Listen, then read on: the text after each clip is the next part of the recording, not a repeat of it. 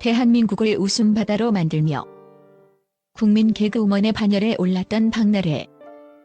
그녀의 화려한 아지트였던 나래바의 유쾌한 웃음소리가 이제는 서늘한 법정 공방의 비명으로 변했다.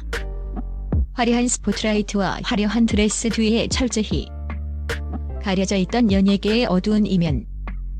그 한복판에 선 박나래가 데뷔 이후 20년 만에 최대의 위기에 직면했다. 단순히 술자리에서의 말다툼이나 감정 싸움으로 치부하기에는 사안이 너무나 엄중하다. 이름조차 생소하고 무시무시한 특수상이라는 무거운 죄명이 그녀의 목을 조르고 있다. 이번 사건은 단순히 스타와 매니저의 갈등을 넘어 우리 사회의 권력 구조와 갑질 논란, 그리고 법이라는 냉혹한 잣대 앞에 선 연예인의 민낯을 여실히 드러내고 있다. 과연 이태원의 그 뜨겁던 밤, 소문으로만 무성하던 그날의 진실은 무엇이었을까? 본 매체는 법조계와 연예계 관계자들의 증언을 토대로 사건의 재구성 및 법적 쟁점을 심층 분석했다. 1. 특수상이라는 외통수. 벌금형 없는 징역 10년의 공포와 법적 파장. 2번.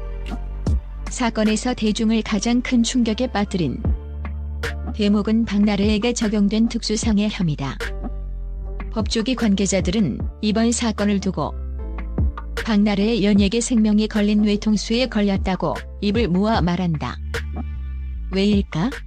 일반적인 폭행이나 상해죄는 반의사불벌죄에 해당하여 피해자와 원만히 합의하고 처벌 불원서를 제출하면 사건이 종결될 수 있으며, 초범의 경우 가벼운 벌금형으로 마무리되는 경우가 부지기수다. 하지만 특수상해는 차원이 다르다. 대한민국 형법 제258조에 의해 따르면 특수상해죄는 다중의 위력을 보이거나 위험한 물건을 휴대하여 사람의 신체를 상해한 경우에 성립한다. 즉, 유죄가 인정될 경우 법정형은 최소 1년에서 최대 10년의 징역형뿐이다. 이 죄명에는 벌금형 자체가 존재하지 않는다. 법정에서는 순간 박나래는 실형 혹은 집행유예라는 극단적인 선택지 앞에 놓이게 되는 것이다. 특히 위험한 물건의 범위는 생각보다 넓다. 일상생활에서 흔히 쓰이는 와인잔, 휴대전화, 심지어는 딱딱한 재떨이나 펜조차도 그것을 휘두르거나 던져 사람을 다치게 했다면 법원은 이를 살상 능력이 있는 위험한 물건으로 간주한다. 만약 박나래가 감정을 주체하지 못하고 던진 유리잔이 매니저에게 타격을 입혔다면 그것이 설령 찰나의 실수였다 할지라도 법은 그녀를 범죄자로 낙인 찍을 모든 준비를 마친 상태다. 전직 매니저의 피 맺힌 주장 강권된 술자리. 그 끝은 유혈 사태였다. 사건을 폭로한 전직 매니저 A씨의 주장은 매우 구체적이고도 참혹하다. 2. 그의 증언에 따르면 사건의 발단은 박나래의 자택에서 열린 술자리였다. 평소 나래바로 불리는 그곳에서 박나래는 주변인들에게 술을 권하는 분위기를 주도했고, 그날 역시 매니저 A씨에게 술을 강하게 권했다고 한다. 하지만 매니저가 건강상의 이유나 운전 등의 이유로 술을 거부하자 박나래가 분위기를 망친다며 격분했다는 것이 A씨 측의 주장이다. A씨는 박나래가 손에 들고 있던 와인잔을 그대로 자신의 얼굴과 몸을 향해 투척했다고 증언했다.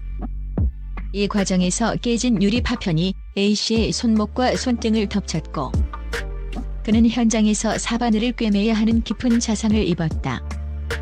A씨는 그 증거로 사건 직후 이태원 인근 순천향대학교 병원 응급실을 방문해 발급받은 진단서와 상처 부위 사진, 그리고 당시에 긴박했던 상황이 담긴 녹취록 등을 경찰에 제출한 것으로 알려졌다. 특히 주목할 점은 현장에 박나래와 A씨 외에도 2명의 목격자가 더 있었다는 사실이다. 매니저 측은 단순히 몸이 다친 것보다 믿었던 아티스트로부터 인간적인 멸시와 공격을 받았다는 정신적 고통이 더 크다며 이번 기회에 연예계에 뿌리 깊은 연예인 권력 남용을 뿌리 뽑겠다는 강경한 입장을 고수하고 있다. 3. 박나래 측의 배수진 분노의 대상은 매니저가 아니었다. 불운한 사고일 뿐 박나래 측은 현재 모든 역량을 동원해 방어벽을 치고 있다. 와인잔이 깨진 사실과 매니저가 다친 사실 자체를 부정하지는 않지만 핵심인 고의성 부분에서 정면으로 반박하고 있다. 박나래 측 법률 대리인은 당시 박나래 씨는 매니저와 전혀 무관한 업무적 스트레스와 개인적인 사정으로 인해 극도로 예민한 상태였다고 해명했다.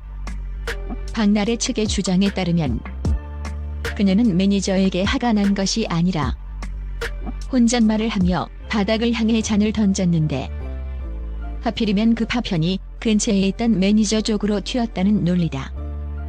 즉 특수상해가 성립하기 위한 핵심 요건인 상해의 고의가 결여되었다는 것이다. 또한 사고 직후 주변 지인들이 즉각 구급 상자를 가져와 처치하고 현장을 정리하는 등 구호 조치를 다했다는 점을 강조하고 있다. 하지만 법조계 전문가들은 바닥에 던졌더라도 사람 근처에서 유리잔을 던진 행위 자체가 미필적 고의에 의한 상해로 해석될 여지가 다분하다고 지적한다. 박나래 측은 현장에 있던 목격자들로부터 박나래가 매니저를 겨냥하지 않았다는 유리한 진술을 확보하는 데 총력을 기울이고 있으며 이는 향후 재판에서 치열한 진실 공방의 핵심이 될 전망이다. 4. 제2의 누약, 대리 처방 의혹이 불러온 의료법 위반의 늪 사건은 단순 폭행 논란을 넘어 보건의료계의 금기를 건드리는 방향으로 확산되고 있다. 전직 매니저들은 박나래가 평소 바쁜 스케줄과 사생활 보호를 이유로 대리 처방을 지시해왔다고 추가 폭로했다. 이는 의료법 제17조의 1을 위반하는 중대한 범죄 행위다. 매니저들은 박나래의 신분증을 지참하고 병원을 방문해 그녀 대신 약을 타오거나 반대로 매니저의 이름으로 처방받은 약을 박나래가 복용하는 등의 행위가 상습적으로 이루어졌다고 주장했다. 이들은 자신들 역시 법적 처벌을 받을 위험을 감수하면서까지 이 사실을 공개했는데 이는 박나래를 사회적으로 매장시키겠다는 강력한 보복 의지가 담긴 것으로 해석된다. 대리 처방 의혹이 사실로 밝혀질 경우 박나래는 도덕성뿐만 아니라 준법 정신에도 치명적인 오점을 남기게 된다. 특히 연예인으로서 특혜를 누리기 위해 법망을 피해갔다는 비판은 대중의 분노를 사기에 충분한 휘발성을 가지고 있다. 용산에서 강남으로 다가오는 포토라인과 커리어의 종말 위기 현재 수사의 무게중심은 급격히 이동하고 있다. 5. 기존의 용산경찰서에서 다루던 박나래의 매니저 공갈, 횡령 구속 사건은 사실상 마무리 단계에 접어들었으나 이제 강남경찰서가 박나래를 피의자 신분으로 장조준하고 있다. 경찰은 조만간 박나래를 소환해 특수상해 및 의료법 위반 혐의에 대한 대질 신문을 진행할 예정이다.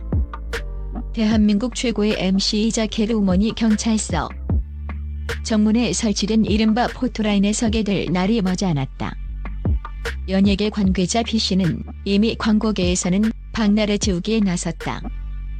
수십억 원대에 달하는 광고 위약금 문제는 물론 현재 출연 중인 고정 프로그램들의 하차 압박이 거세질 것이라고 내다봤다. 특히 박나래가 구축해온 당당하고 털털한 옆집 언니 같은 이미지는 이번 사건으로 인해 완전히 깨져버렸다. 설령 법적으로 집행유예나 무죄를 받아낸다 하더라도 술자리에서 폭력적인 성향을 드러내고 매니저와 진흙탕 싸움을 벌였다는 사실만으로도 그녀의 브랜드 가치는 회복 불가능한 타격을 입었다. 결론 진실의 종소리는 누구를 향해 울릴 것인가? CCTV조차 없는 사적인 공간에서 벌어진 그날의 참극.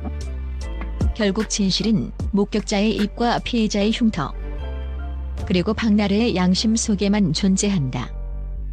매니저의 피 묻은 진단서와 박나래의 억울하다는 눈물 사이에서 법은 어떤 판단을 내릴 것인가.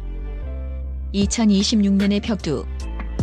대한민국 연예계는 지금껏 본 적 없는 거대한 폭풍 속에 휘말려 있다. 박나래가 다시 대중 앞에서 웃음을 선사할 수 있을지, 아니면 이대로 법의 심판대 위에서 쓸쓸히 퇴장할 것인지 전 국민의 시선이 강남경찰서의 조사실 문을 향하고 있다. 진실은 결코 숨겨질 수 없으며 깨진 유리잔의 파편처럼 날카롭게 우리를 향해 다가오고 있다.